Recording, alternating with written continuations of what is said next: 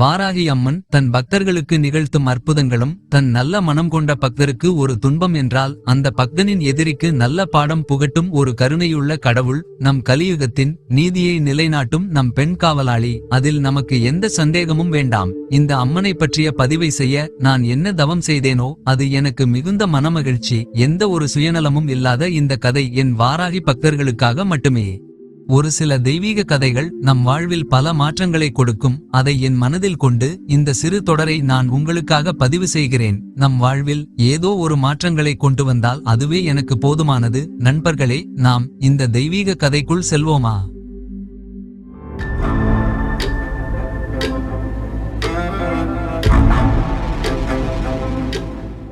தென்னிந்தியாவின் பசுமை போர்த்திய மலைத்தொடர்கள் சூழ்ந்த ஒரு தெய்வீக தேசம். அதன் பெயர் சத்யபுரி. அது வெறும் நகரம் அல்ல, அது ஒரு புராதனமான நம்பிக்கையின் வடிவம். அதன் பெயர் போலவே அந்த ஊர் சத்தியத்தை அதன் ஒவ்வொரு தூணையும் தாங்கி நின்றது.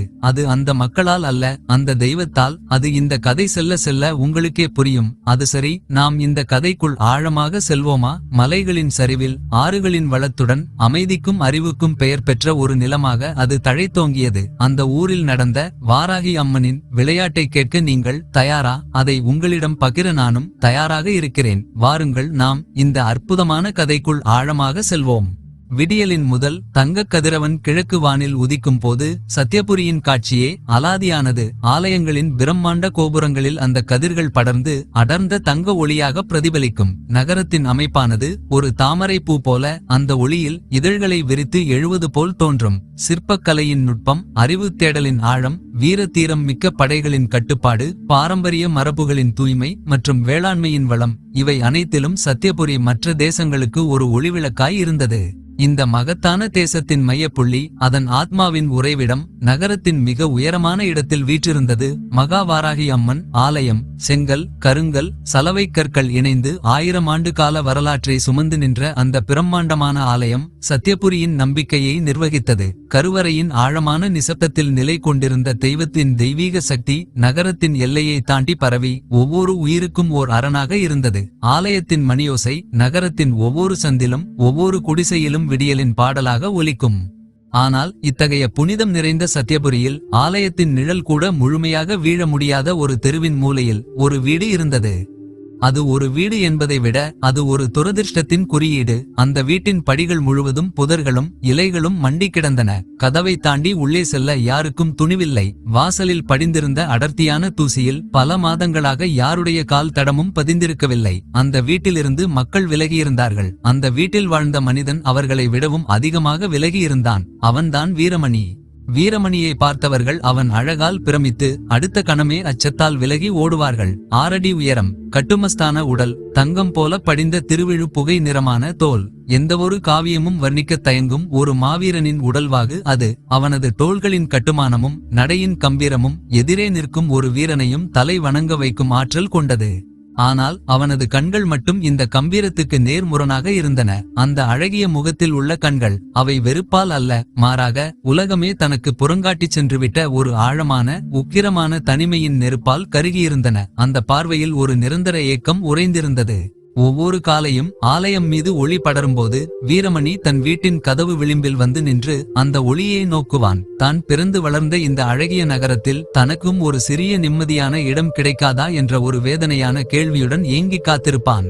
ஆனால் அது ஒரு தொடர் துயர காட்சி. தெருவில் வீரமணியை பார்த்த மாத்திரத்தில் மக்கள் பதற்றமடைவார்கள். பெண்கள் தங்கள் குழந்தைகளை கவ்வியெடுத்து பார்வையை வேறு பக்கம் திருப்பி, அவசகுணம், இங்கே போகாதே, அது அபாயம் என கத்தியபடி விரைந்து செல்வார்கள். சத்யபுரியின் மற்ற வீதிகளைப் போலல்லாமல் வீரமணியின் வீதி எப்போதும் பதற்றமான அமைதியுடனே காணப்படும்.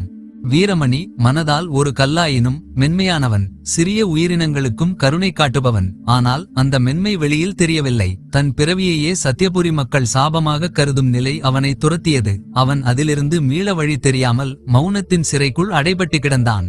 வீரமணியைச் சுற்றியிருந்த இந்த துரதிர்ஷ்டத்தின் சங்கிலி சில மோசமான தற்செயல் நிகழ்வுகளால் உருவானது. இது உண்மையாக இருக்கவில்லை. ஆனால் மூடநம்பிக்கை ஒருமுறை மக்களின் மனதுக்குள் வேரூன்றினால் அது உண்மையை அழிக்கும் வல்லமை கொண்டது. சத்யபுரி மக்கள் அவன் மீது வைத்த முதல் பழிச்சொல் செல்வம் அழிந்த குபேரனின் நிலம். சத்யபுரியின் பெரும் செல்வந்தரும் தானிய வணிகருமான குபேரன் நகர எல்லையில் வளமான ஒரு நிலத்தை வைத்திருந்தார். இந்த முறை அவர் நிலத்தில் விளைந்த நெற்கதிர்கள் அறுவடைக்கு தயாராக தங்கப் போர்வையைப் போல காட்சியளித்தன. குபேரனின் வணிக விரோதியான தர்மபாலன் இந்த செழிப்பைக் கண்டு பொறுக்காமல் குபேரனுக்கு மிகப்பெரிய இழப்பை ஏற்படுத்த சதி தீட்டினான். அந்த காலகட்டத்தில் வீரமணி தன் தனிமையை மறந்து ஏதாவது வேலை கிடைக்குமா என்று அலைந்து கொண்டிருந்தான். அருகிலிருந்த கட்டுமான பணியிடத்தில் வேலை கிடைக்காமல் விரக்தியுடன் திரும்பும் வழியில் குபேரன் நிலத்தை ஒட்டிச் சென்ற ஒரு சிறு அணைக்கட்டை அவன் கடந்து சென்றான். அன்று காலை அவன் அங்கு சென்றது ஒரு துரதிர்ஷ்டமான தற்செயல். 2 நாட்களில் தர்மபாலனின் அடியாட்கள் யாருக்கும் தெரியாமல் இரவின் இருட்டில் அணைக்கட்டின் பலவீனமான பகுதியை உடைத்துவிட்டனர். வெள்ளம் கட்டுக்கடங்காமல் பாய்ந்து ஒரு சில மணிநேரங்களில் குபேரனின் வளமான வயல் முழுவதும் வெள்ளத்தில் மூழ்கியது. மொத்த பயிர்களும் அழிந்தன. உண்மையில் இது குபேரனின் வணிக விரோதிகள் செய்த திட்டமிட்ட சதி. ஆனால் சத்யபுரியின் வீதிகளில் உண்மை வேகமாக பரவவில்லை. அதற்கு முன் வஞ்சகன் நந்தன் என்பவன் அந்த துயரச் செய்தியுடன் ஒரு வதந்தியை கலந்தான். சில நாட்களுக்கு முன் அவசகுணன் நிலத்தின் அருகில் வந்து சென்றான். அவனது காலடி பட்டதால் தான் நிலம் அழிந்தது. இந்த வதந்தியை மக்கள் உடனடியாக பற்றிக் கொண்டனர். ஒரு பெரும் இழப்பிற்கு உடனடி காரணம் தேவைப்பட்டபோது வீரமணி மிக எளிதான பலியானான். அவனை எதிர்த்து யாரும் பேசவில்லை. வீரமணி தன் சார்பில் பேசவும் முடியவில்லை. அவனது மௌனம் அந்த பழிச்சொல்லை உண்மை போல நிலைநிறுத்தியது. அவசகுணம் என்ற நிழல் அவனது நிஜமாக மாறியது. குபேரனின் நிலத்தில் ஏற்பட்ட வெள்ளம் ஒரு விவசாயி இழப்பு மட்டுமல்ல, அது சத்யபுரியின் சமூக மனசாட்சியில் வெடித்த ஒரு பெரும் பீதி. தர்மபாலன் செய்த சதி மன்னரின் ரகசிய ஏவலாட்கள் உட்பட ஒரு சில ஆட்களால் மட்டுமே அறியப்பட்டிருந்தது. ஆனால் ஊரில் பரவிய வதந்தியின் சத்தம் உண்மையை அமுக்கிவிட்டது.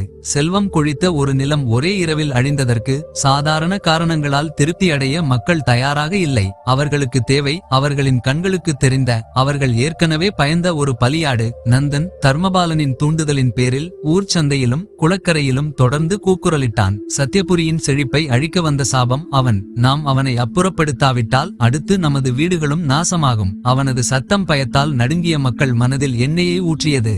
இந்த நிகழ்வுக்கு பிறகு சத்யபுரியின் பெரியவர்கள் இந்த வதந்தியை மறுக்காமல் மௌனம் காத்தனர். சிலர் அமைச்சரிடம் கூறி நீதியை நிலைநாட்டலாம் என்று பேசிய போதும் தலைமை குருக்கள் விஸ்வநாதரின் ஒரு சீடர் மகாவாராகி அம்மனின் கோபம்தான் அணை உடைப்பாக வெளிப்பட்டது.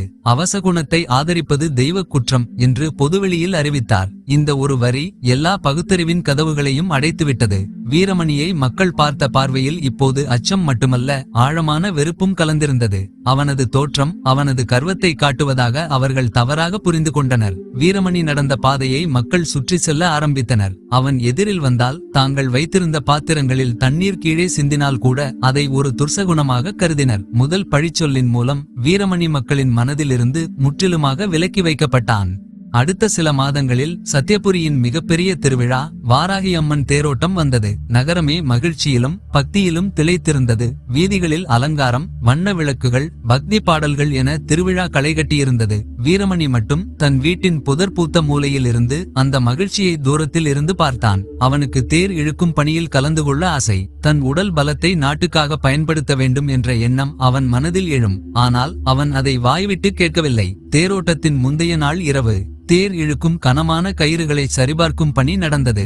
ஆண்டுதோறும் பயன்படுத்தப்படும் கயிறுகள் சில இடங்களில் பலவீனமாகியிருந்தன. பணியாளர்கள் இதை பற்றி பேசியதை அங்கிருந்த நந்தன் கவனித்தான். தர்மபாலனின் சதி வலையை இன்னும் வலுப்படுத்த இதுவே சரியான நேரம் என முடிவு செய்தான். தேரோட்ட நாள் மக்கள் வெள்ளத்தில் தேர் அசைந்து வந்தது.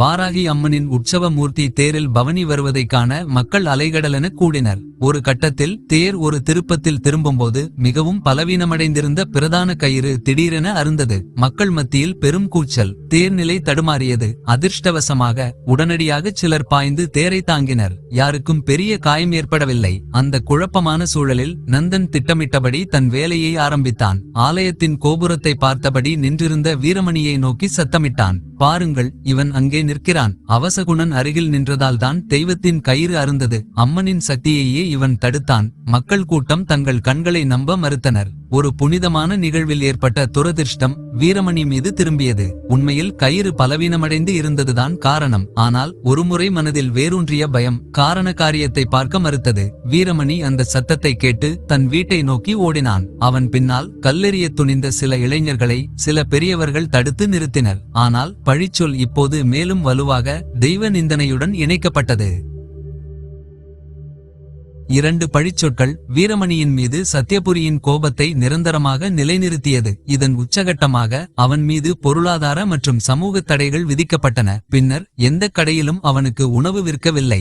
சந்தைக்கு சென்று ஒரு கைப்பிடி தானியம் வாங்க முயன்றாலும் கடைக்காரர்கள் தங்கள் முகத்தை மறைத்துக் கொண்டு, போங்கள் ஐயா, நீங்களே எடுத்துக்கொண்டால் எங்கள் லாபம் போய்விடும் என்று விரட்டினர். நீர்நிலைகளில் அவன் குளித்தாலோ நீர் அருந்தினாலோ மற்றவர்கள் அவனை திட்டினர்.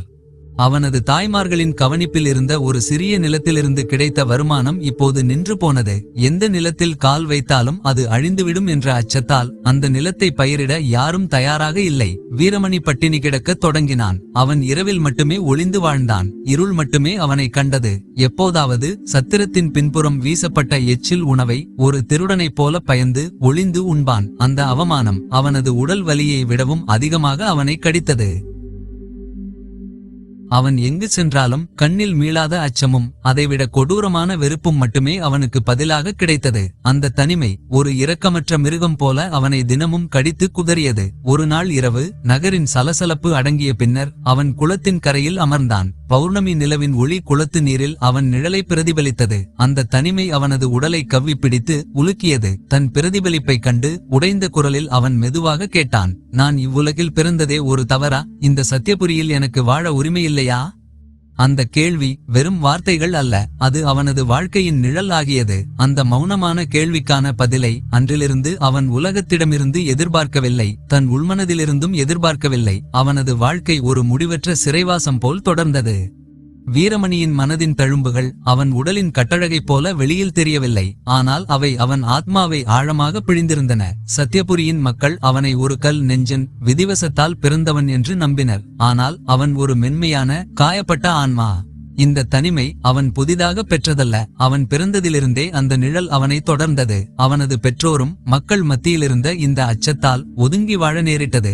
அவன் குழந்தையாக இருந்தபோது தவறுதலாக ஒரு முக்கியமான விழாவில் நுழைய மக்கள் கோபமடைந்து அவன் குடும்பத்தையே ஊரை விட்டு தள்ளி வைத்தனர். இந்த கசப்பான கடந்த காலமே அவன் வாய்விட்டு எதிர்த்து பேச முடியாத மௌனத்தை கற்றுக் கொடுத்தது. ஒரு நாள் அதிகாலை பொழுதில் வீரமணி தனது வீட்டின் புதர் பூத்த வாசலை ஒட்டிச் சென்ற ஒற்றையடி பாதையில் அமர்ந்திருந்தான். அன்று அவனுக்கு 2 நாட்களாக உணவில்லை. கடுமையான பசியும் பலவீனமும் அவனை வாட்டியது. அப்போது அந்த புதருக்குள் இருந்து ஒரு தாய் பறவை உடைந்த இறக்கையுடன் தரையில் விழுந்து துடித்தது. அதன் அருகில் கூட்டிலிருந்து தவறி விழுந்த குஞ்சுகள் 2 தாயின் துயரத்தை பார்த்து பயந்து கீச்சிட்டன. வீரமணியின் கருகிய கண்கள் அந்த காட்சியில் ஒரு கணம் தளர்ந்தன. அவனுக்கு அந்த குஞ்சுகளின் பயமும் தாயின் வலியும் தன் நிலையைப் போல தோன்றியது.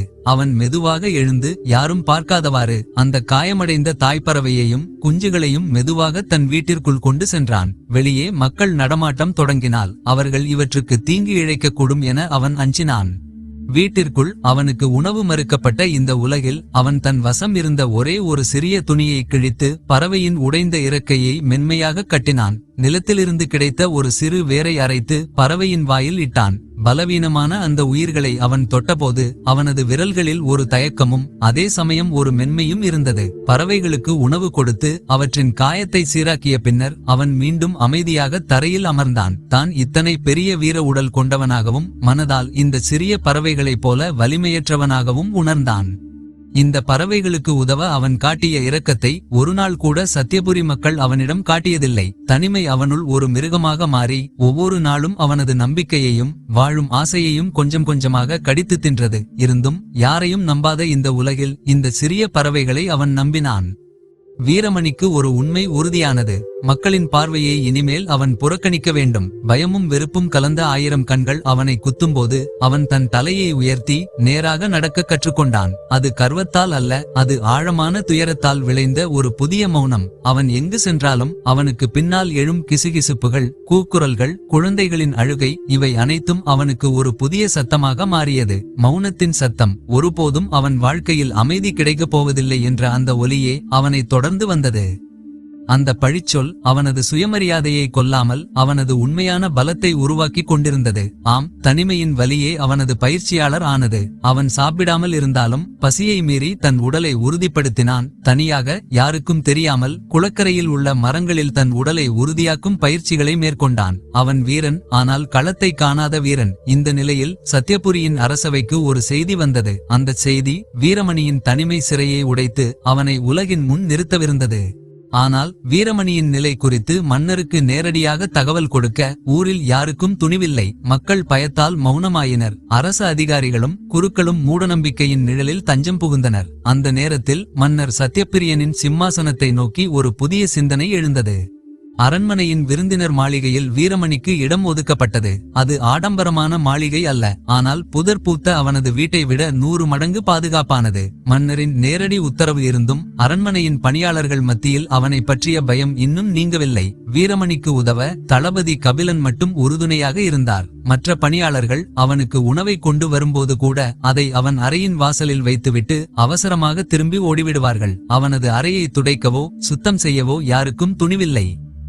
வீரமணி தனது புதிய வாழ்க்கையை அமைதியாக கவனிக்கத் தொடங்கினான். அவன் தன்னை சுற்றியுள்ளோரின் அச்சத்தைக் கண்டு பழகிவிட்டான். மன்னர் சத்யப்பிரியனின் அன்பான செயலுக்கு பிரதிபலனாக தான் அரண்மனைக்கு எந்த தொந்தரவும் கொடுத்து விடக்கூடாது என்பதில் கவனமாக இருந்தான். அரண்மனை வாழ்க்கையில் வீரமணிக்கு வழங்கப்பட்ட கடமைகள் மிகச் சிறியவை. முக்கியமாக மன்னரின் தனிப்பட்ட நூலகத்தில் புத்தகங்களை பாதுகாப்பது போன்ற வேலைகள். இந்த கடமைகள் அவனது உண்மையான ஆற்றலுக்கு சவால் கொடுக்கவில்லை என்றாலும் அவன் தன் விசுவாசத்தை நிரூபிக்க ஒவ்வொரு வாய்ப்பையும் பயன்படுத்தினான். ஒரு நாள் மன்னர் தன் தனி அறையில் ஒரு முக்கியமான போர் வியூகத்தை பற்றி வரைந்து கொண்டிருந்தார். அந்த அறையில் எங்கு தேடியும் ஒரு குறிப்பிட்ட வகை மை கிடைக்கவில்லை. மற்ற பணியாளர்களோ பயத்தில் மன்னரின் அறைக்குள் நுழைய தயங்கினர். வீரமணி உடனடியாக மை வைத்திருந்த இடத்தை கண்டுபிடித்து மன்னரிடம் கொண்டு வந்து கொடுத்தான். வீரமணி மை கொண்டு வந்ததை மற்றவர்கள் அதிர்ச்சியுடன் பார்த்தனர். மன்னர் சத்யப்பிரியன் புன்னகையுடன், வீரமணி, நீ ஒரு சிறிய வேலையை கூட அர்ப்பணிப்புடன் செய்கிறாய். இந்த அரண்மனைக்கு உன் உண்மையே போதும் என்றார். வீரமணியின் உண்மையான விசுவாசமும் புத்திசாலித்தனமும் அவனது சிறிய கடமைகள் மூலம் மெல்ல மெல்ல வெளிப்பட்டது. அவன் இனி அந்த ஒதுக்கப்பட்ட மனிதன் இல்லை. ஆனால் அவனது புதிய நிலை சதிகாரர்களின் திட்டங்களை மேலும் தீவிரப்படுத்தியது. மன்னர் பயந்திருந்ததே நடந்தது. அடுத்த சில நாட்களிலேயே அண்டை நாடு மகாபுரியின் கொடூர மன்னன் சண்டிகேஸ்வரன் சத்யபுரிக்கு அதிகாரப்பூர்வமான போர் எச்சரிக்கையை அனுப்பினான். சண்டிகேஸ்வரனின் செய்தி அப்பட்டமான ஆணவம் நிரம்பியிருந்தது. சத்யபுரி உடனடியாக அடிபணிய வேண்டும், இல்லையெனில் நகரத்தை இடித்து தரைமட்டமாக்குவான். சத்யபுரியில் பதட்டம் அதிகமானது. சண்டிகேஸ்வரனின் படை எண்ணிக்கையிலும் கொடூரத்திலும் பெரியது. வீரர்கள் போராட தயாராக இருந்தாலும் மக்கள் மத்தியில் பயம் தொற்றிக் கொண்டது. இந்த அச்சத்தின் சூழலில்தான் சதிகாரர்களின் வலைப்பின்னல் வேலை செய்யத் தொடங்கியது. பழிச்சொல் மீண்டும் உயிர்பெறச் செய்யப்பட்டது. தர்மபாலன் தன் கூலி ஆட்களுடன் சேர்ந்து ஊரில் வதந்தியை பரப்பினான். மன்னர் நீதியை விட மூடநம்பிக்கையை நம்பிவிட்டார். அவசகுணன் அரண்மனைக்குள் நுழைந்ததால்தான் தெய்வத்தின் அருளும் நாட்டின் பாதுகாப்பும் விலகி போய்விட்டது. இதோ பார், போர் நம்மை தேடி வந்துவிட்டது. வஞ்சகன் நந்தன் கோயில் முற்றத்தில் நின்று தன் குரலை உயர்த்தி கூக்குரலிட்டான்.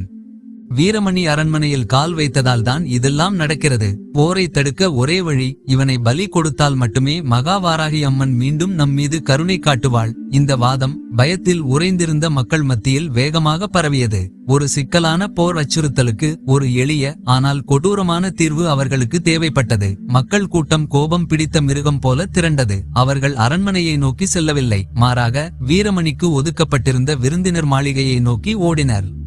மாலை மயங்கும் நேரத்தில் மாளிகைக்கு வெளியே மக்கள் கூட்டம் கூடி ஆவேசத்துடன் கத்தத் தொடங்கியது. அவசகுணத்தை வெளியே எடு, பலி கொடுங்கள், இல்லையெனில் நாம் அனைவரும் அழிவோம். வீரமணி மாளிகைக்குள் இருந்தான். வெளியே திரண்டிருந்த கூட்டத்தின் குரல்கள் அவன் மனதின் ஆழத்தில் புதைந்த பழைய வலியை மீண்டும் கிளறியது. கோபம் தலைக்கேறிய இளைஞர்கள் மாளிகையின் மீது கற்களை எறியத் தொடங்கினர். சன்னல் கண்ணாடிகள் உடைந்தன. மாளிகையின் சுவர்கள் சிதைக்கப்பட்டன. மன்னரின் உத்தரவால் நியமிக்கப்பட்ட காவலர்கள் கூட மக்கள் வெள்ளத்தைக் கண்டு பின்வாங்கத் தொடங்கினர். மன்னர் சத்யப்பிரியன் இச்செய்தி கேட்டதும் கடும் சினமடைந்தார். என் மக்கள் அறிவற்று பயத்தால் ஆளப்படுகிறார்கள் என்று சத்தமிட்டார். அவர் வீரமணியை பாதுகாக்க படைகளை அனுப்ப தயாரானார். ஆனால் வீரமணி மன்னரின் பாதுகாப்பு படைகள் வருவதற்குள் ஒரு முடிவை எடுத்தான். அவன் தன் அறையின் ஒரு மூலையில் இருந்த ரகசிய பாதையை பயன்படுத்தியோ அல்லது வேறு வழியிலோ யாருக்கும் தெரியாமல் மாளிகையை விட்டு வெளியேறினான். அவன் வெளியேறியதற்கு காரணம் மன்னரை காப்பாற்றுவது. மக்கள் கூட்டம் மாளிகையை உடைத்து உள்ளே வீரமணியை கண்டுபிடித்தால் அது மன்னருக்கு மேலும் சிரமத்தை கொடுக்கும். மன்னரின் நீதியை காக்கும் பொருட்டு வீரமணி மீண்டும் தன் தனிமை சிறைக்குள் புகுவதே மேல் என்று அவன் தீர்மானித்தான். அரசவைக்கு ஏற்பட்ட அவமானத்திற்கு தான் ஒரு காரணமாக இருக்கக்கூடாது என்று நினைத்த வீரமணி உயிர் பிழைக்க ஓடினான். அந்த ஓட்டம் அவனது மீள்வருகைக்கான பாதையை நோக்கி இருந்தது. எல்லாம் முடிந்துவிட்டது என்று உணர்ந்த வீரமணி தன் கையில் கிடைத்த ஒரு சிறிய பையில் முக்கியமான சில பொருட்களை மட்டுமே எடுத்துக்கொண்டு ஓடினான். அவன் மனதின் இலக்கு தெளிவாக இருந்தது. வாராகி அம்மன் ஆலயம். அவன் அம்மனை பற்றி பலியாக பேசப்பட்டான். அவன் அம்மனின் கோபத்திற்கு காரணம் என்று சொல்லப்பட்டான். ஆனால் அவனது ஆத்மாவின் ஆழத்தில் அந்த அன்னை தன்னை கைவிட மாட்டாள் என்ற ஒரு மெல்லிய நம்பிக்கை மட்டும் இருந்தது. இருண்ட ஆள் நடமாட்டம் இல்லாத தெருக்களின் வழியாக காற்றை விட வேகமாக ஓடினான். அவனது உடலின் வலிமை இந்த சமயத்தில் மட்டுமே அவனுக்கு உதவியது. அவனது ஒவ்வொரு அடியிலும் இத்தனை நாள் சுமந்த தனிமையின் பாரம் இருந்தது. வீரமணி இறுதியாக ஆலயம் இருக்கும் குன்றின் அடியை அடைந்தான். மூச்சிறைக்க ஆலயம் நோக்கி மேலே ஓடினான். அப்போது மக்கள் கூட்டம் வீரமணி மாளிகையில் இல்லை என்ற செய்தி அறிந்து அவனை தேடி வீதிகளில் கூச்சலிட்டது. சிலர் அவன் ஆலயத்தை நோக்கி செல்வதை பார்த்தனர். ஆலயத்தின் பிரதான பித்தளை கதவுகள் மிக பெரியவை, கனமானவை. மக்கள் கூட்டம் அவனை நெருங்குவதற்குள் வீரமணி உள்ளே புகுந்து அந்த கனமான கதவை அடைத்து உள்ளே தாழிட்டான். வெளியே மக்கள் ஆவேசத்துடன் கத்தினார்கள். அவசகுணன் கோவிலுக்குள் நுழைந்து விட்டான். நாசம் நம்மை தேடும். கோவிலின் புனிதத்தை கெடுத்து விட்டான். கதவை உடை. அந்த அச்சம் காட்டு தீயாக பரவியது. மக்கள் கதவை உடைக்க முயன்றனர். ஆனால் பித்தளை கதவுகள் உறுதியாக இருந்தன. சத்யபுரியின் மக்கள் இப்போது அவசகுணத்தை விரட்டியதால் நிம்மதி அடையவில்லை. மாறாக அவன் கோவிலுக்குள் நுழைந்ததால் தெய்வத்தின் சாபம் தங்களுக்கும் வரும் என்று அஞ்சினர். ஆனால் கதவுக்குள் வேறொரு உலகம் வீரமணிக்கு காத்திருந்தது. ஒரு புதிய நிஜம் அவனை தழுவ காத்திருந்தது. வீரமணி ஆலயத்தின் பிரதான வாயிலுக்குள் கனத்த பித்தளை கதவுகளை அடைத்த பிறகு அந்த பெரிய மண்டபத்தில் தனித்து நின்றான். வெளியே மக்களின் கோப கூச்சல்கள் உடைந்த ஓசைகளாக வந்து கொண்டிருந்தன. ஆனால் உள்ளே ஒரு புனிதமான நிசப்தம் நிலவியது. அவன் மெதுவாக கருவறையை நோக்கி நடந்தான். காலணிகள் இல்லாத அவன் கால்கள் குளிர்ந்த கல் தரையில் நடந்தன. மண்டபங்கள், தூண்கள் எல்லாவற்றிலும் செதுக்கப்பட்டிருந்த சிற்பங்கள் ஒரு மௌனமான வரலாற்றை கூறின. கருவறையின் முன் நின்றபோது சுடர்விட்டு எரிந்த ஒரு சிறிய விளக்கு தவிர மற்ற அனைத்தும் இருளில் ஆழ்ந்திருந்தன.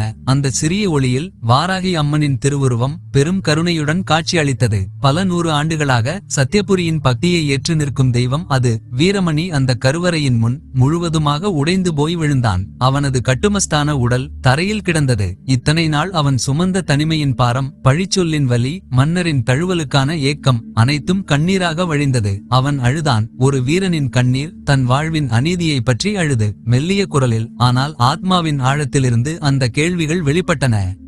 அம்மா, மகாவாராகி அம்மா, நான் என்ன பாவம் செய்தேன்? இந்த நாட்டில் பிறந்ததே நான் செய்த தவறா? நான் ஏன் எல்லோராலும் தவிர்க்கப்படுகிறேன்? நான் உண்மையிலேயே ஒரு அவசகுணமா? அவன் மனதின் வலியே அப்போது சத்தமாக ஒலித்தது. தன்னை சுற்றியிருந்த தெய்வச் சிலைகளிடம் தன்னுடைய உண்மையையும் விசுவாசத்தையும் தவிர வேறு எதுவும் இல்லை என்று கெஞ்சினான். அவன் கண்ணீரில் அவன் ஆத்மாவின் தூய்மை மட்டுமே இருந்தது. வீரமணியின் கண்ணீர் கேள்விகள் கருவறையின் இருளில் ஒரு அதிர்வை ஏற்படுத்தியது. திடீரென கருவறையின் ஆழமான இருள் தெய்வீக ஒளியாக மாறியது. அந்த ஒளி பூமியின் ஒளியைப் போல இல்லை. அது தங்க நிறமும் செந்நிறமும் கலந்த ஒரு அபூர்வ ஒளி. வீரமணி தன் கண்களை மூடிக்கொண்டான். அந்த ஒளி அவனது உடலின் ஒவ்வொரு அணுவையும் தொட்டு செல்வது போல உணர்ந்தான். அது வலி அல்ல, ஆனந்தம். இத்தனை நாள் அவன் உணராத ஒரு அரவணைப்பு. அப்போது கருவறையிலிருந்து ஒரு குரல் ஒலித்தது. அது இடியைப் போல கனமானது. அதே சமயம் தாயின் தொட்டில் பாட்டை போல மென்மையானது. வீரமணி, எழு. உன் கண்ணீரில் நான் இருக்கிறேன். நீ தனிமையால் வாடிய போது உன் வீரத்தை நான் கண்டேன். உன்னை இந்த மக்கள் அறிவில்லாமல் குற்றம் சாட்டினர். அவர்களின் அச்சத்தால் உன் மீது பழி சுமத்தினார்கள். வீரமணி மெதுவாக கண்களை திறந்தான். அந்த ஒளியில் அம்மனின் திருவுருவம் கோபமும் கருணையும் கலந்த ஒரு வீர ரூபமாக காட்சி அளித்தது. நீ வீரன். உனக்குள் எரியும் வீரத்தின் நெருப்பு இந்த உலகம் அறியாதது. சத்யபுரியின் உண்மையான வீரத்தை நீ இப்போது கற்றுக்கொள்ளப் போகிறாய். இந்த உலகம் உனக்கு புறங்காட்டிய போது நான் உன் தாயாகிறேன். அந்த குரல் அவனது பயத்தை போக்கியது. அவனை ஒரு தாயின் கைகள் போல மெல்ல அணைத்தது. அவன் எழுந்து நின்றான். இத்தனை நாள் அவன் சுருங்கி போன தோள்களில் இப்போது ஒரு புதிய கம்பீரம் குடிகொண்டது. அவன் இனி அந்த ஒதுக்கப்பட்ட மனிதன் இல்லை. அவன் ஒரு தெய்வத்தால் ஆசீர்வதிக்கப்பட்டவன். வாராகி அம்மன் தனது தெய்வீக சக்தியால் கருவறையின் ஒரு மூலையில் இருந்த ரகசிய வழியை வீரமணிக்கு காட்டினாள். அது மகாவாராகி ஆலயத்தின் ஆழமான அடித்தளத்தை நோக்கிச் சென்றது. அந்த பாதாளம் ஒரு பழைய போர் அரண் போல இருந்தது. அங்கே இருள் நீக்கப்பட்டு அணையாத விளக்குகளின் வெளிச்சத்தில் புராதன ஆயுதங்கள் வரிசையாக வைக்கப்பட்டிருந்தன. ஈட்டிகள், வாள்கள், கதாயுதங்கள் மற்றும் மிக முக்கியமாக வாராகி அம்மன் பயன்படுத்தும் சூலாயுதம் போன்ற வடிவமைப்பை கொண்ட கனமான பயிற்சி கருவிகள். அங்கு மாபெரும் வீரர்களுக்கு பயிற்சி அளிப்பதற்காக மறைந்திருந்த ஒரு ரகசிய பயிற்சி அரங்கம் இருந்தது. சத்யபுரி தனது வீரர்களை உலகறியாமல் இந்த அடித்தளத்தில் தயார் செய்தது. ஆனால் இந்த ரகசியம் குருக்கள் விஸ்வநாதர் போன்ற மிகச்சிலருக்கே தெரியும். அம்மனின் குரல் வீரமணியை வழிநடத்தியது. இந்த உலகம் உனக்கு உணவு மறுத்தது, ஆனால் நான் உனக்கு பலம் தருகிறேன். சத்யபுரியை காக்கும் வீரத்தை நீ மட்டுமே அறிந்திருக்கிறாய். இந்த ஆயுதங்களைக் கொண்டு போரின் தந்திரம், மன தைரியம், நுட்பம் அனைத்தையும் நான் உனக்கு கற்பிக்கிறேன். வாராகி அம்மன் ஒரு குருவின் ரூபத்தில் தன் தெய்வீக சக்தியின் மூலம் வீரமணிக்கு போர்க்கலைகளை போதித்தாள். அவன் உடலின் ஒவ்வொரு அசைவிலும் கவனத்திலும் அம்மனின் சக்தி ஊடுருவியது. இரவில் எரியும் விளக்கின் நடுக்கத் துணையில் வீரமணியின் நிழல் அந்த பயிற்சி அரங்கில் மேலும் பெரிதாகி வந்தது. அவன் தனியாக இல்லை, அம்மனின் அருள் அவனுடன் இருந்தது. பயிற்சிகள்: சூலாயுத பயிற்சி, கனமான சூலாயுதத்தை கையாள்வது. அவனது உறுதியான உடல் அந்த ஆயுதத்தை கையாள உதவியது. அம்மன் போரில் எதிரியை வீழ்த்துவதற்கான கணம் மற்றும் ஆற்றலை எப்படி குவிப்பது என்பதை கற்பித்தாள். மன தைரியம்: அவனது தனிமையின் வலி இப்போது உறுதியான மன தைரியமாக மாற்றப்பட்டது. அம்மன் அவனிடம் உன்னை யாரும் நம்பவில்லை என்ற அச்சத்தை அழி, நீ மட்டுமே உன்னை நம்ப வேண்டும் என்று போதித்தாள். போர் வியூகம்: சண்டிகேஸ்வரன் போன்ற கொடூர மன்னர்களின் படையெடுப்பை எவ்வாறு எதிர்கொள்வது, பின்வாங்கும் நேரங்களில் தாக்குவது போன்ற நுட்பமான போர் தந்திரங்களை அவன் கற்றுக்கொண்டான். பகலில் மக்கள் வெளியே வீதிகளில் வீரமணியின் பழிச்சொல்லை பற்றி பேசிக் கொண்டிருக்கும் போது அவன் ஆலயத்தின் ஆழத்தில் ஒரு மாபெரும் தளபதிக்கான பயிற்சியை பெற்றுக் கொண்டிருந்தான். அவனுடைய நிழல் இப்போது வெறுக்கப்பட்ட மனிதனின் நிழல் அல்ல, அது சத்யபுரியின் எதிர்காலத்தை தாங்கப் போகும் மாபெரும் தளபதியின் நிழலாக மாறியது. சில நாட்களில் போர் தொடங்கியது. சண்டிகேஸ்வரனின் படை சத்யபுரியின் எல்லைகளை உடைத்துக் கொண்டு உள்நுழைந்தது. அது கருந்துளை போன்ற பெரும் சக்தி. வீரர்கள் கொடூரமாகவும் எண்ணிக்கையிலும் அதிகமாக இருந்தனர். சத்யபிரிய மன்னரின் படைகள் வீரத்துடன் போராடின. தளபதி கபிலன் தலைமையிலான வீரர்கள் சண்டிகேஸ்வரனின் முதல் தாக்குதலை தடுத்தனர். ஆனால் எதிரி படையின் தொடர்ச்சியான அழுத்தம் சத்யபுரி வீரர்களை மெல்ல மெல்ல பின்வாங்கத் தொடங்கியது. நகரமே அச்சத்தில் உறைந்தது. அரச சபையில் இருந்த குருக்கள் விஸ்வநாதர், அமைச்சர் சாரங்கன் ஆகியோர் வீரமணியை உள்ளே விட்டதால்தான் தெய்வத்தின் கருணை விலகியது என்று மன்னர் முன்னிலையிலேயே பேச ஆரம்பித்தனர். மன்னர் சத்யபிரியன் சிம்மாசனத்திலிருந்து சற்றும் அசைவில்லாமல் போர்க்களத்தை பார்த்தார். அவரது முகம் துயரத்தால் கனத்திருந்தது. அவர் நீதியின் பக்கம் நின்றார். ஆனால் இப்போது அந்த நீதி தன் தேசத்தின் பலியை தவிர்க்க முடியாமல் போகுமோ என்று அஞ்சினார். அவர் மனதுக்குள் வீரமணி எங்கே போனான் என்று ஏக்கத்துடன் நினைத்தார். போரின் இறுதி பகுதி நெருங்கியது. சண்டிகேஸ்வரனின் படை நகரத்தின் மையத்தை நெருங்கிக் கொண்டிருந்தது. இனி சத்யபுரியின் வீழ்ச்சியை தடுக்க முடியாது என்று அனைவரும் நம்பினர். போர் அதன் உச்சகட்டத்தில் இருந்தது. சத்யபுரியின் வீரர்கள் நம்பிக்கையை இழந்து பின்வாங்கத் தொடங்கியிருந்தனர். எதிரி படையின் வெற்றி முழக்கம் விண்ணை எட்டியது. அப்போது வாராகி அம்மன் ஆலயத்தின் பிரதான பித்தளை கதவுகள் இதுவரை இல்லாத இடியொலி போல் பெரும் சத்தத்துடன் முழுவதுமாக திறந்தன. மக்களும் வீரர்களும் சண்டிகேஸ்வரன் படையினரும் அந்த சத்தத்தை கேட்டு ஒரு கணம் ஸ்தம்பித்து நின்றனர். சூரியன் மறையும் நேரத்தில் ஆலயத்தின் வாயிலிலிருந்து ஒரு தெய்வீக ஒளி வெள்ளம் போல வெளிவந்தது. அந்த ஒளியில் வீரமணி வெளிப்பட்டான். புதர் பூத்த வீட்டின் தனிமையில் வாடிய வீரமணி அல்ல அவன். சூலாயுதம் கையில், அவன் தோள்களில் தெய்வீக ஒளி படர்ந்திருந்தது. அவனது பார்வை போரின் இலக்கை மட்டுமே குறிவைத்திருந்தது. அவனது தோற்றத்தின் கம்பீரம் சத்யபுரியின் படைகளுக்குள் ஒரு புதிய நம்பிக்கையை விதைத்தது. அவன் தயக்கமே இல்லாமல் போர்க்களத்தின் நடுவில் நடந்து மன்னர் சத்யபிரியனை நோக்கி வந்தான். மன்னா, உன் நம்பிக்கை என்னை மறுபிறவி பெற்ற வீரனாக மாற்றியது. இனி சத்யபுரியின் வீழ்ச்சியை இந்த வீரமணி தாங்குவான். எனக்கு உத்தரவிடுங்கள். மன்னர் சத்யபிரியன் இத்தனை நாட்களாக வீரமணி எங்கே போனான் என்ற கவலை நீங்கி கண்ணீருடன் சிரித்தார். இன்றிலிருந்து நீயே என் சேனாதிபதி. வாராகி அம்மனின் ஆசீர்வாதம் உனக்கு இருக்கட்டும். அந்த ஒரு கணம் சத்யபுரியின் வரலாறு மாறியது. சேனாதிபதி பொறுப்பு ஏற்ற வீரமணி ஒரு வினாடி கூட தாமதிக்கவில்லை. அவனது கண்களில் இருந்த தனிமையின் நெருப்பு இப்போது ஆவேசமான போர் நெருப்பாக மாறியிருந்தது. வாராகி அம்மனின் அடித்தளத்தில் அவன் பெற்றிருந்த பயிற்சி இப்போது போர்க்களத்தில் வெளிப்பட்டது. அவன் கையில் இருந்த சூலாயுதம் மின்னியது. அது வெறும் ஆயுதம் அல்ல, அம்மனின் சக்தியை உள்வாங்கிய ஒரு நீதி கருவி. சத்யபுரியின் வீரர்களே, அச்சத்தை எரிந்து விடுங்கள், நாம் நீதியின் பக்கம் நிற்கிறோம் என்று கர்ஜித்தான். வீரமணி போர்க்களத்தில் பாய்ந்தான். அவனது தாக்குதல் மனிதனின் தாக்குதல் போல இல்லை, அது மின்னல் போல இருந்தது. எதிரி படையின் தளபதிகள் உட்பட பலம் வாய்ந்த வீரர்கள் பலர் அவனது முதல் சில தாக்குதல்களிலேயே நிலைகுலைந்தனர். வீரமணிக்கு எதிரி படையின் நகர்வுகள் அனைத்தும் தெளிவான வியூகமாக தெரிந்தது. அம்மன் கற்பித்த தந்திரங்கள் அவனுக்கு ஒரு நுண்ணறிவை வழங்கின. எதிரி படை எந்தெந்த இடத்தில் பலவீனமாக இருக்கிறது, எங்கு அவர்களின் தலைவர்களை தாக்க வேண்டும் என்பதை அவன் அறிந்திருந்தான். மகாபுரி வீரர்கள் திகைத்து போயினர். இந்த ஒற்றை மனிதனின் ஆவேசத்தை அவர்களால் சமாளிக்க முடியவில்லை. ஒரு வினாடி முன் தோல்வியின் விளிம்பில் இருந்த சத்யபுரி வீரர்கள் இப்போது தளபதி வீரமணியின் தலைமையில் புதிய உத்வேகத்துடன் போரிட்டனர். வீரமணி சண்டிகேஸ்வரன் படையின் மையப்பகுதிக்குள் புகுந்து அவர்கள் கட்டுப்பாட்டை மொத்தமாக சிதைத்தான். போரின் போக்கு தலைகீழாக மாறியது. சண்டிகேஸ்வரன் மன்னன் தன் படைகள் சிதறுவதைக் கண்டு பயத்தால் நடுங்கினான். அந்த புதிய தளபதியின் ஆற்றல் சண்டிகேஸ்வரனுக்கு அச்சத்தை மூட்டியது. அவன் தன்னுடைய போர் வியூகம் எடுபடவில்லை என்பதையும் தன் படைகளின் வீரம் இந்த ஒரு மனிதனால் மங்கடிக்கப்பட்டு விட்டது என்பதையும் உணர்ந்தான். போர்க்களத்தில் வீரமணி நேராக சண்டிகேஸ்வரனை நோக்கி சென்றான். சண்டிகேஸ்வரன் வீரமணியின் தெய்வீகமான ஆக்ரோஷத்தைக் கண்டு அவனுடன் மோதத் துணியாமல் தன் உயிரை பாதுகாக்க ஓட முடிவு செய்தான். அவன் தன் படைகளை விட்டுவிட்டு தன் குதிரையில் ஏறிக்கொண்டு பின்வாங்கி ஓடிவிட்டான். மகாபுரி வீரர்கள் தங்கள் மன்னன் போர்க்களத்தை விட்டு ஓடியதைக் கண்டதும் நம்பிக்கையை முற்றிலுமாக இழந்தனர். அவர்கள் ஆயுதங்களை கீழே போட்டுவிட்டு சரணடைந்தனர். சத்யபுரி மீட்டெடுக்கப்பட்டது.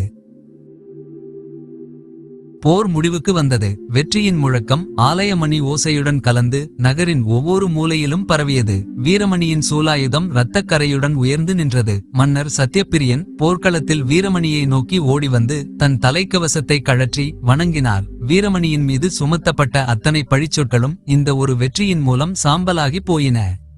வெற்றி கொண்டாட்டத்தின் நாள் வந்தது. சத்யபுரி இனி பழைய பயத்தின் பிடியில் இருக்கப் போவதில்லை என்பதை தெளிவாக காட்டியது. மன்னர் சத்யபிரியன் அரச மண்டபத்தில் வீரமணிக்கு ஒரு பெரிய விழா நடத்தினார். தலைமை குருக்கள் விஸ்வநாதரும் அமைச்சர் சாரங்கனும் தலைகுனிந்து நின்றிருந்தனர். அவர்கள் தங்கள் மூடநம்பிக்கை பேசியதற்காக மன்னரின் முன் மன்னிப்பு கேட்டனர். மன்னர் சத்யபிரியன் சிம்மாசனத்திலிருந்து எழுந்து வீரமணியை தன் அருகில் நிறுத்தி தன் வாளை அவர் தோளில் தொட்டு மரியாதை செலுத்தினார். வீரமணி, இன்று முதல் நீ வெறும் சேனாதிபதி அல்ல, சத்யபுரியின் தலைமை தளபதியாக போர் மற்றும் நீதியின் அமைப்பாளராக நீ இந்த தேசத்தை வழிநடத்த வேண்டும். உனது நியமனத்தை நான் அறிவிக்கிறேன். மன்னரின் இந்த அறிவிப்பை கேட்ட மக்கள் உணர்ச்சிவசப்பட்டு கைதட்டினர். அவனை அவசகுணம் என்று கூறி புறந்தள்ளிய மக்கள் அனைவரும் இப்போது அவன் முன் தலை குனிந்தனர். பலர் கண்ணீருடன் வந்து தாங்கள் செய்த பாவத்திற்காக மன்னிப்பு கேட்டனர். குழந்தைகளை கவ்வியெடுத்து ஓடிய தாய்மார்கள் இப்போது தங்கள் குழந்தைகளை அவனிடம் ஆசீர்வாதம் வாங்க அழைத்து வந்தனர். தர்மபாலன் மற்றும் வஞ்சகன் நந்தன் ஆகியோர் போரில் சதி செய்ததற்கும் மக்களுக்குள் அச்சத்தை விதைத்ததற்கும் கைது செய்யப்பட்டனர். மக்கள் அனைவரும் அமைதியான பிறகு தளபதி வீரமணி பேசுவதற்காக மேடையை நோக்கி வந்தான். அவனது குரல் அமைதியாக இருந்தது, ஆனால் அதன் உள்ளடக்கம் ஒரு சிகரத்தின் ஆழத்தைப் போல இருந்தது. சத்யபுரியின் மக்களே, மன்னரின் நீதியுள்ள மனதின் அன்புக்கு நான் என்றென்றும் கடமைப்பட்டவன். அவன் ஒரு கணம் நிறுத்தி மக்களை நோக்கினான். நீங்கள் என்னை அவசகுணம் என்று அழைத்தீர்கள். நீங்கள் என்னை புறந்தள்ளினீர்கள். நான் பட்டினி கிடந்தேன். ஆனால் நான் உங்களுக்கு எதிராக கோபப்படவில்லை. காரணம், நான் உண்மையில் அவசகுணம் அல்ல. வீரமணி தனது ஆழ்ந்த தத்துவத்தை முன்வைத்தான். பழிச்சொல் என்பது ஒரு நிழல். சூரியன் கிழக்கே உதிக்கும் போது நிழல் மேற்கே நீளும். ஆனால் சிகரம் ஏறும் மனிதனை அது தடுக்க முடியாது. அந்த நிழல் மனிதனின் பயத்தினால் மட்டுமே உருவாகிறது. நீங்கள் என்னை பயத்தால் தள்ளிவிட்டீர்கள். ஆனால் நான் உங்களை அன்பால் மன்னிக்கிறேன். ஏனெனில் நீதியின் பக்கம் நிற்பதற்கு தைரியம் தேவை. அந்த தைரியத்தை நீங்கள் இனி வளர்த்து கொள்ள வேண்டும். அச்சத்தால் நீங்கள் யாரையும் அவசகுணம் என்று புறந்தள்ளக்கூடாது. அவனது பேச்சு மக்களை கண்ணீர் சிந்த வைத்தது. அவர்கள் தங்கள் அறியாமைக்காக வெட்கப்பட்டனர். மன்னர் சத்யபிரியன் தனது அரச சபையில் ஒரு வரலாற்று பிரகடனத்தை அறிவித்தார். இன்று முதல் சத்யபுரியில் மனிதர்கள் மீது எந்தவிதமான மூடநம்பிக்கை அடிப்படையிலான பழிச்சொல்லும் செல்லாது. எந்தவொரு மனிதனும் தனது பிறப்பால் துரதிர்ஷ்டத்தின் குறியீடு ஆக மாட்டான். அரச சபையில் இருந்தவர்களுக்கு மன்னர் ஒரு புதிய நீதி பாடம் கற்பித்தார். வீரமணிக்கு அநீதி இழைத்ததன் மூலம் நாம் நம் பலத்தை இழந்தோம். வீரமணியை அரவணைத்ததன் மூலம் நாம் நம் தேசத்தை காப்பாற்றினோம். அந்த நாள் முதல் சத்யபுரியின் சட்ட புத்தகத்தில் புதிய கோட்பாடு உருவானது. அச்சம் அல்ல, அன்பே சத்யபுரியின் சக்தி. நீதியே நித்திய சகுனம். தலைமை குருக்கள் விஸ்வநாதர் மனம் திருந்தி வீரமணியின் திறமையை ஏற்றுக்கொண்டார். அவர் வீரமணிக்கு ஆலயத்தில் சிறப்பு மரியாதை அளித்தார். வீரமணிக்கு மீண்டும் அவனது புதர் பூத்த வீடு நினைவுக்கு வந்தது. இனி அந்த வீடு அவனது தனிமை சிறை அல்ல, அதுவே சத்யபுரியின் வீரத்தின் சின்னம். வருடங்கள் கடந்தன. வீரமணி சத்யபுரியின் மிகச்சிறந்த தளபதியாக திகழ்ந்தான். அவன் தலைமையில் சத்யபுரி அனைத்து அச்சுறுத்தல்களையும் முறியடித்தது. சண்டிகேஸ்வரன் மீண்டும் எழும் துணிவை கூட பெறவில்லை. வீரமணி தன் பழைய வீட்டை இடித்து அந்த இடத்தில் ஒரு கல்வி மையத்தை அமைத்தான். அங்கே அச்சமும் மூடநம்பிக்கையும் மனிதனின் அறிவுக்கு எப்படி தடை போடும் என்று இளைஞர்களுக்கு கற்றுக் கொடுத்தான். மன்னர் சத்யபிரியனும் தளபதி வீரமணியும் இணைந்து சத்யபுரியை நீதியிலும் அறிவிலும் தலைசிறந்த தேசமாக வழிநடத்தினர். மக்கள் தங்கள் அச்சத்திலிருந்து விடுபட்டு ஒருவரையொருவர் அன்புடனும் மரியாதையுடனும் நடத்த கற்றுக்கொண்டனர். சத்யபுரியின் வரலாறு வீரமணி என்னும் தனிமையான வீரன் எவ்வாறு மூடநம்பிக்கையின் பிடியிலிருந்து ஒரு தேசத்தை விடுவித்தான் என்ற பாடத்தை காலங்காலமாக போதித்தது. ஒவ்வொரு காலையிலும் ஆலயத்தின் தங்க ஒளி சத்யபுரியின் மீது படரும் போது மக்கள் தங்கள் மனதுக்குள் ஒரு புதிய நம்பிக்கையை உணர்ந்தனர். நீதியே நித்திய சகுனம். அந்த நம்பிக்கை வீரமணி என்னும் அவசகுணத்தை தங்கள் தேசத்தின் நிரந்தரமான நல்ல சகுனமாக மாற்றியது. இந்த பதிவு உங்களுக்கு பிடித்திருந்தால் எனக்கு ஒரு லைக் போடுங்கள் மற்றும் உங்கள் நண்பர்களுக்கும் குடும்பத்தாருடனும் இந்த கதையை பகிருங்கள். மேலும் இது போன்ற கதைகளை தொடர்ந்து பார்க்க SK Stories இற்கு சப்ஸ்கிரைப் செய்யுங்கள். நன்றி.